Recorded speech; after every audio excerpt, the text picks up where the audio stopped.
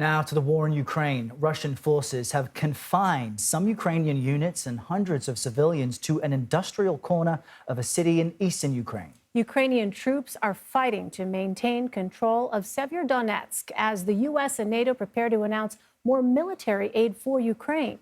Russian officials have ordered Ukrainian troops who are barricaded in a chemical plant in the shattered city to, quote, lay down arms. Russian-backed separatists claim Ukrainian shelling disrupted Moscow's pledge to open a corridor to allow roughly 500 civilians to evacuate to Russia. Meanwhile, the U.S. and its allies are expected to announce the delivery of more weapons and equipment to Ukraine today. U.S. Defense Secretary Lloyd Austin and other NATO defense ministers are gathering in Brussels right now. They'll also do this through tomorrow to discuss replenishing Ukraine's dwindling stocks of weaponry. CBS News foreign correspondent Chris Livesay joins us now from Zaporizhia, Ukraine.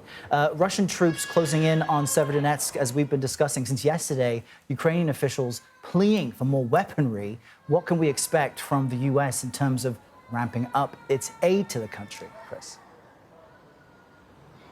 Well, Errol, we can expect them to at least match what they've already been giving them regularly up until this point. But Ukraine is at a point where it's asking for a lot more. It's asking for 500 more tanks, 1,000 more howitzers, and 1,000 more drones. Up until this point, the U.S. has been giving them howitzers to the tune of, several dozen, but not hundreds or up to 1,000. So it's unclear exactly how much they'll get.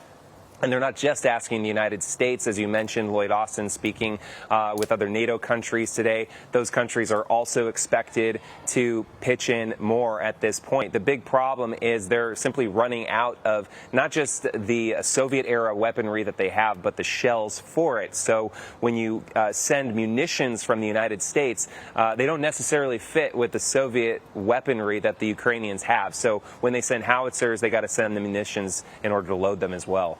Well, Chris, Russia's UN ambassador says Russia is offering safe passage for Ukraine grain shipments from the country's ports on the Black Sea, but is not establishing the corridors itself. How could this announcement affect the grain crisis in Ukraine? If you talk to Ukrainians, not at all. And that's because this is coming from Russia, and Russia has just been such a bad actor anytime it comes to these types of negotiations.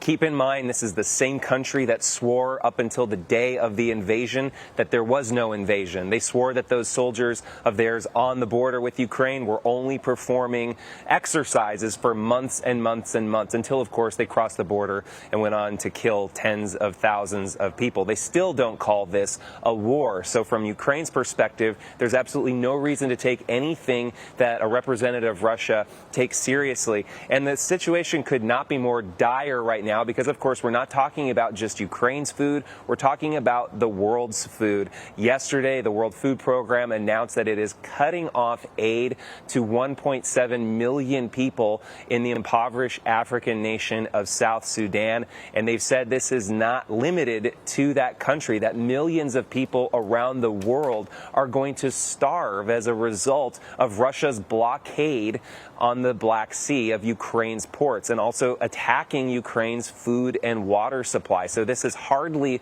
a local crisis. This has ballooned into a global crisis. Major implications, as you say, across the world. Chris Livesay reporting for us. Chris, thank you very much. Thanks, Chris.